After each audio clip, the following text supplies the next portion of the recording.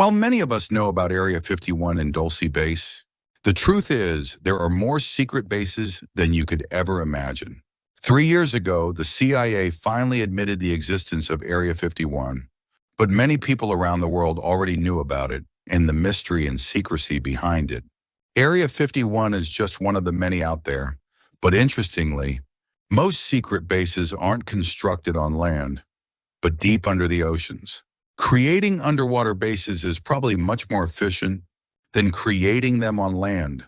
For starters, it's nearly impossible to find an underwater base, unless, of course, you know its location and have the equipment to get there. Research into the feasibility of underwater bases began nearly 50 years ago. In 1968, the Stanford Research Institute alone discussed the construction of dozens of undersea bases across the globe.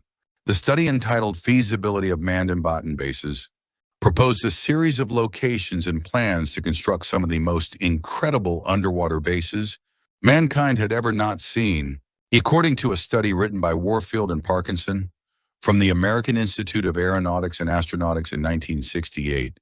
The construction of 30 manned in-bottom bases within the ocean floors is technically and economically feasible. However, it will be necessary to establish some successive types of experimental facilities before a full construction program can be started. This could take 15 years. The major technology for a land-linked station in bottom is established now. Only adaptations are needed. The remaining experimental phases will require further development of equipment and techniques applicable to remote sea access. There are useful assignments for a succession of 3 experimental stations. Other than advancing in bottom construction techniques, science and engineering concerned with the oceans and their resources will be furthered, and military tests of undersea base functions, complementing deeper operations, can be accomplished. The costs of the experimental phase, called here a demonstration program, can be surprisingly modest, approximately $1.5 billion spent over 15 years. A distinction between in-bottom bases and on-bottom facilities is made in the numbers of men enclosed and the depth of water, wherein areas of 1 atmosphere space can be created in bottom, and on-bottom facilities are made in the numbers of men enclosed and the depth of water, wherein areas of 1 atmosphere space can be created in bottom at such low costs. The ingress system can be amortized if the space required is reasonably large. Economics thus can dictate the choice between the 2 types. Even so, some on-bottom facilities will be needed to aid the construction of remote in-bottom facilities. Presently, establishing an in-bottom facility and building upon this will present fewer technical difficulties that do the submersibles, which would support it and use it. Subsequent to the completion of the 3rd phase of a demonstration program, which would be a remote deep-water station, and the evaluation of it, a multiple base program could be implemented. The cost of such a base program would be about $2.7 billion for the construction of a number of bases assumed at 30. Reading the above-mentioned study does not only bring up numerous questions that make us wonder how many bases exist in oceans around the world today, but who operates them? Do they belong to governments, or are they independent research facilities? Interest in the creation of underwater bases continued after Torfield and L. Parkinson's study in 1968. 19 years later, in 1987, Lloyd Adusha, the Deputy Director of Engineering and Construction for the United States Army Corps of Engineers, spoke about the creation of such secret bases during an engineering conference called Underground Facilities for Defense Experience and Lessons. Lloyd Adusha made a very important statement. After World War II, political and economic factors changed the underground construction picture and caused a renewed interest to think underground.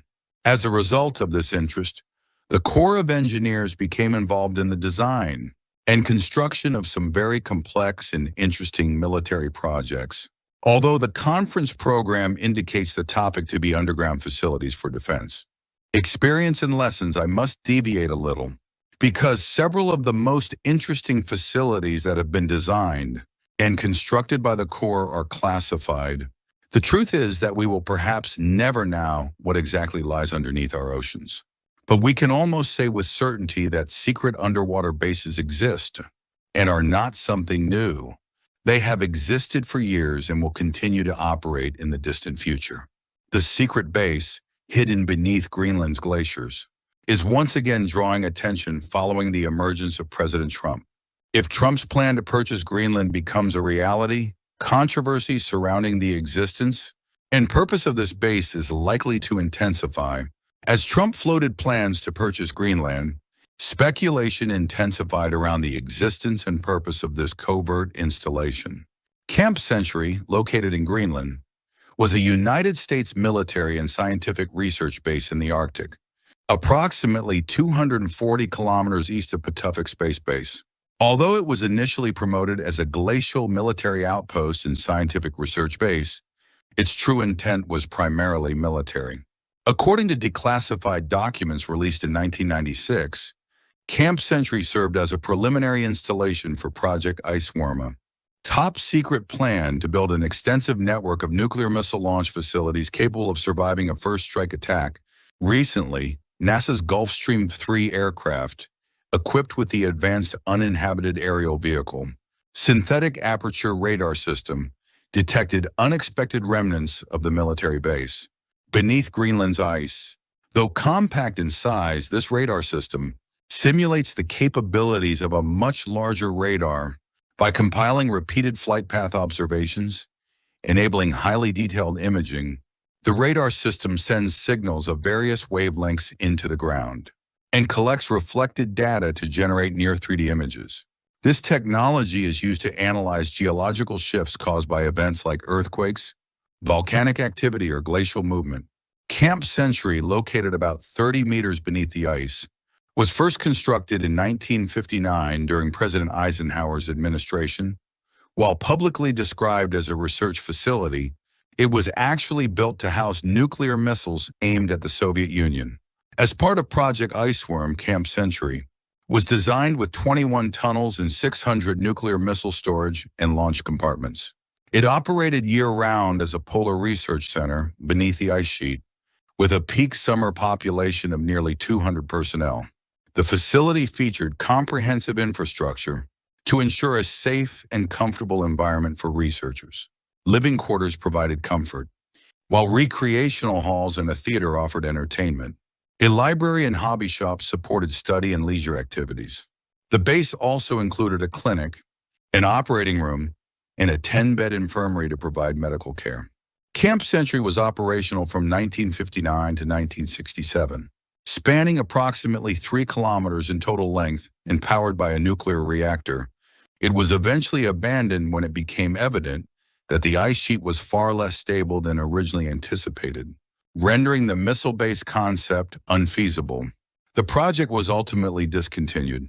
While the reactor was removed, hazardous waste remains buried beneath the ice, raising environmental concerns. Should Trump's plan to acquire Greenland ever materialize, the rediscovery of Camp Century and its environmental implications could ignite significant controversy. Thanks to NASA's advanced technology, the structure and location of Camp Century have been further clarified, shedding light on how past military activities continue to affect both the present and future.